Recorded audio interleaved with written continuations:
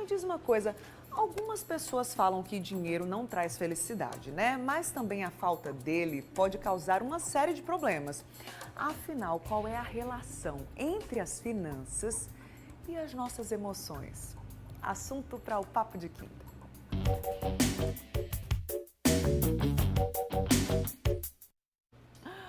Aqui no estúdio, para conversar com a gente sobre esse assunto, eu recebo e converso com a psicóloga Juliana Carla. Bom dia, Juliana, seja bem-vinda. Bom dia, Bruna. Bom dia a todas as pessoas que estão me assistindo. Pois é, né? Para o Papo de Quinta ficar melhor, mais especial, manda aí a sua participação. Primeiro eu quero a sua opinião. Você acha que dinheiro traz ou não traz felicidade?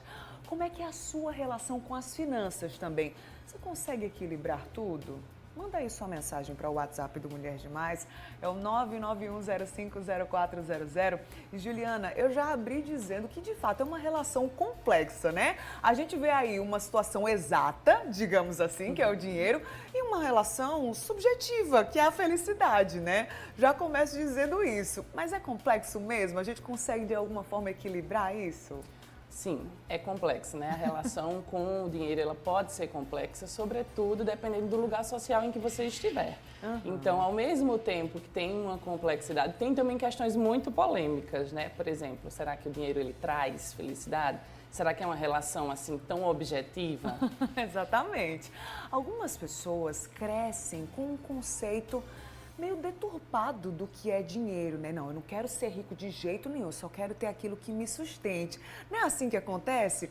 Então, esse conceito vindo já da infância pode trazer uma confusão na vida adulta também, que é quando a gente começa, de fato, a lidar com o dinheiro, a ter responsabilidade. Juliana, você enxerga assim? Sim, é possível, né? A relação com que essa pessoa ela vai ter com o dinheiro desde a infância, ela pode afetar, sim, esse desenvolvimento para uma organização financeira na fase adulta. Exato. Né? Então, tem muitas questões aí, como, por exemplo, uma educação financeira, né? Até como é que os pais ou pessoas responsáveis lidam também com esse dinheiro para passar essa informação também para crianças, adolescentes. Então, tem uma complexidade aí.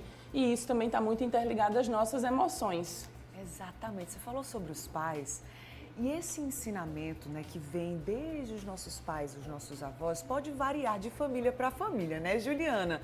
Tem alguns pais que dizem assim, ó, guarda o seu dinheiro, porque lá na frente você pode não ter. E outros vão dizer assim, não, não guarda não, vai lá, gasta, porque lá na frente você pode não ter. Não é mais ou menos assim que funciona? Existe certo e errado nesse sentido para você? O que você acha? Não, não tem certo e errado. A grande questão é como é que essa pessoa ela vai lidar com esse dinheiro, sobretudo levando em consideração a sua origem. Então, por exemplo, aqui a gente já está pensando de repente um diálogo um pouco mais elaborado. Mas aí se a gente pensar famílias que não têm tantas condições, famílias pobres, então fica muito delicado você até colocar assim, junte dinheiro. Porque às vezes o básico está faltando.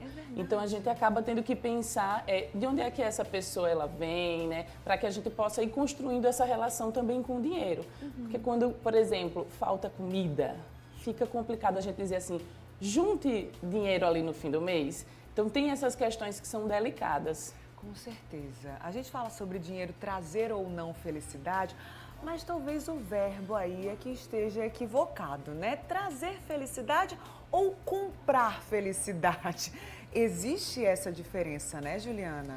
Existe. Eu gosto de pensar que o dinheiro, né, ele é um meio para. Não é que ele por si só vai trazer felicidade, né? Senão seria muito simples. E aí a gente poderia pensar que pessoas com muita grana não teriam problemas. E elas também têm. Né? Então a gente precisa pensar essa relação de fato, né? Porque nem sempre é tão simples assim, tão causa-consequência. Verdade. Sobre a questão da relação das finanças, do nosso dinheiro, com as nossas emoções também. Tem gente, por exemplo, que vai gastar até o que não tem quando está feliz demais ou quando está triste. Como é que a gente consegue perceber, né, Juliana, que falta equilíbrio por causa das nossas emoções também? De uma forma mais objetiva, a gente vai ver as dívidas. Né? Quando não há um certo controle ou até um certo cuidado, seja por falta de informação, seja até mesmo por irresponsabilidade. Então, isso pode gerar grandes problemas, gerando também questões emocionais. Então, de repente, pessoas mais impulsivas, mais ansiosas, tendem a descontar, por exemplo, no dinheiro, né? E aí a gente também pensa essas questões quando tem a ver com como é que a gente vai fechar as contas no final do mês.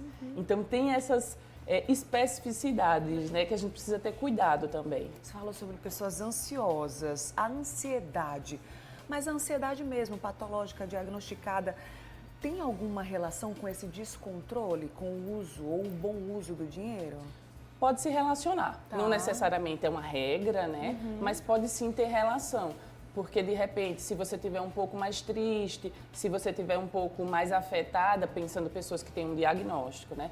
Ela pode descontar ali naquela satisfação mais imediata ou naquela ilusão de um contentamento, né? De que, comprei, estou feliz. E isso é muito rápido, então há uma tendência de voltar para isso. Não é que toda pessoa com ansiedade, né, com o diagnóstico, vai ter esse comportamento. Mas sim, existem pessoas que não têm uma boa relação com a grana e que buscam uma satisfação muito intensa ali com aquele ato. Então precisa ter cuidado, precisa tratar isso, né, cuidar disso, falar dessas questões. Outra questão também muito importante, Juliana, é que alguns casais, muitos na verdade, se separam ou têm algum tipo de turbulência na relação, digamos assim, por causa das finanças, né? Às vezes um é mais controlado, o outro é menos, não conseguem ter esse diálogo.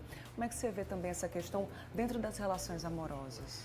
Acaba que essa questão financeira dentro de uma relação em que não há muito diálogo vai ser uma consequência. E aí não vai ser só nas finanças, por exemplo. De repente, um casal que ele não consegue dialogar sobre as suas próprias questões, naturalmente, a depender, mais uma vez, do lugar social, né, de quanto de grana eles têm, isso pode se interferir. Sobretudo se não tem um papo direto, se não tem uma troca, se não há esse espaço. Né? Então, pode interferir significativamente. E muitas vezes é a questão de criação mesmo, né? O que uma pessoa julga certo, para outra pode não ser. Precisa realmente ter esse diálogo constante para que esse casal chegue a um consenso também, né? Não dá para brigar o tempo inteiro em função também das finanças, do dinheiro, enfim. Mas como psicóloga, o que a gente pode fazer para ter um bom uso, um bom equilíbrio das nossas finanças que, na verdade, vão interferir também na nossa felicidade e na vida como um todo, Juliana? Eu penso em 2 pontos aí. Quando a gente fala sobre, por exemplo, questões mais individuais, então seria buscar uma organização financeira, uma educação financeira. E aí isso a gente pode mobilizar, por exemplo, até um ensino dentro das escolas ou mesmo buscar cursos fora. Sim. Então tem esse movimento mais individual de você estar buscando aprender, né, sobre como cuidar das suas finanças. E tem também as questões coletivas, quando a gente pensa em torno de justiça social, de algum tipo de reparação, para que o Estado também possa chegar junto e dar assistência a essas pessoas que sozinhas elas não vão ter condições. Verdade. E aí a gente pensando questões mais básicas, fica mais difícil de dizer só, organiza. Não é tão simples assim quando tem várias contas e quando as coisas estão tão altas, né? Então precisa ter esse jogo de cintura, precisa ter essas intervenções para que a gente não coloque só na conta do indivíduo quando a gente vive em coletivo. Verdade, você tocou num ponto muito importante, delicado também, porque a gente aprende matemática, física e química na escola, mas a gente não aprende a gerenciar o nosso próprio dinheiro, né? Então fica aí também esse alerta, que já devia vir de muito tempo, né, Juliana? Mas que a gente precisa reforçar também, de que as políticas públicas e o Estado, de uma forma geral, também tem total responsabilidade, né, não? Sim. Vou deixar o Instagram da psicóloga Juliana Carla, tá aí, ó, no rodapé da sua tela, é @JulianaCarlaMarques. Tá aí no rodapé para você seguir ela até que ela volte com outros temas aqui com a gente. Muito obrigada. Obrigada você, Adorei, Bruna. de verdade. Sempre bom aprender, viu? Até a próxima. Amei demais.